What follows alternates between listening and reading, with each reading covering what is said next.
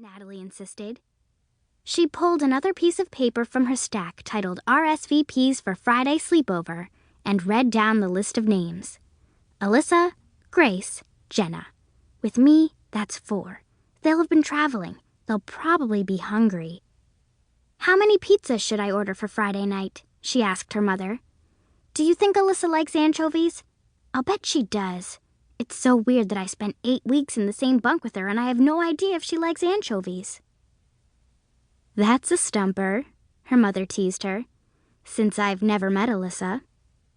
She's artsy, Natalie told her. Her face lit up. And you're artsy, and you like anchovies.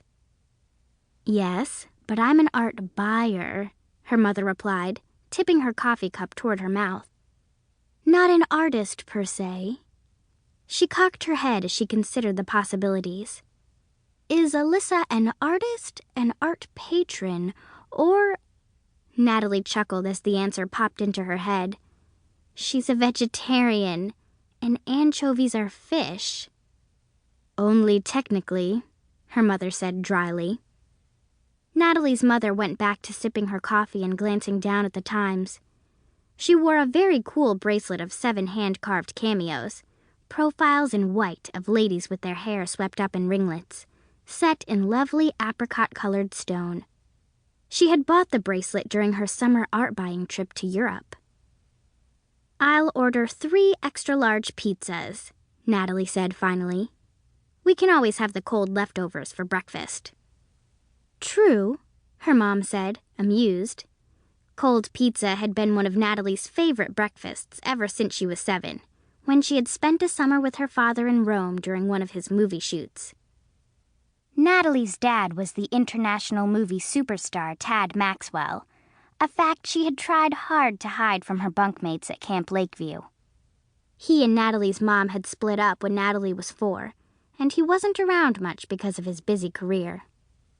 But the girls of Bunk 3C had discovered her secret soon enough when he had showed up in a limo with his personal assistant, his bodyguard, and his gorgeous girlfriend, Josie McLaughlin.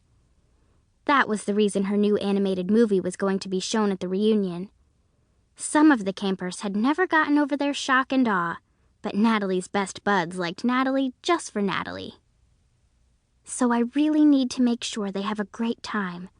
They're such great friends. Okay, on to soda, Natalie announced. We have to be sure to get some diet because Alex can't drink that much sugar. I wonder if the girls like egg creams. We could go to that new restaurant over by Lincoln Center. Or is that just a New York thing? She wrinkled her brow. Maybe I should email them all to find out. She reached for her backpack to retrieve her cell phone. What time is it? I could start calling. Whoa, honey, slow down, her mother urged.